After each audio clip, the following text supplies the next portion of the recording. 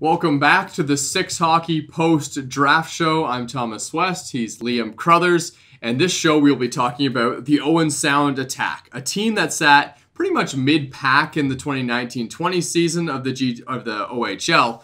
But this is a team that has a lot of guys that are born 2001 or earlier, which means that a lot of spots are going to be opening up for the future for their draft picks to slot right in.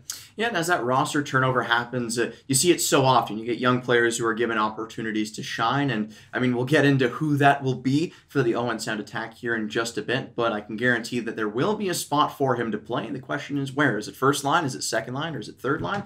That remains to be seen. Yeah, and their first overall draft pick was Colby Barlow. He's predicted to be a star. But before we get into him, we want to talk about some players that, the history of players being drafted from the Toronto Marlies, which is the same as where Colby Barlow was drafted. Jamie Drysdale is a name that comes to mind in 2018, Jack Hughes in 2017, and Akil Thomas in 2016. These are all first-round picks of the Toronto Marlies, and they've created quite the trend of producing star players. Yeah, and it's an incredibly talented hockey program that they have with the Toronto Marlies. There are more than a few players that you mentioned on that list that have made the impact in the NHL. Jack Hughes, probably the most permanent so far. I mean, he did get picked in the OHL draft, elected to go the USHL route, and it's unlikely that Colby Barlow will be doing the same thing, and Owen Sound will be happy to have that player at 8. And I believe they took the best player available, regardless of GTHL or not. Yeah, he's a fantastic player. He's strong on the power play. He can shoot the puck, and that's probably his best attribute as we take a look at him right now.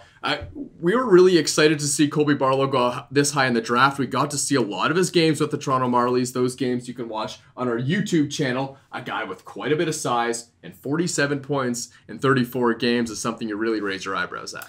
And 6 foot tall at 190 pounds. You had mentioned the point production, 47 in 34, 23 of them goals, 24 assists. And I think that's impressive because you mentioned the goal scoring ability that Colby Barlow has. I think that's the first thing that jumps out to any scout or anybody watching him play. You notice that he's putting the puck into the back of the net more often than not. But that playmaking ability, I think, speaks to not only the talent of his teammates, but the talent that he has as well in not being selfish and not holding the puck longer than he should or taking inopportune shots. He's always looking to move the puck around, and whatever puts the puck in the back of the net is what Colby Barlow wants to do.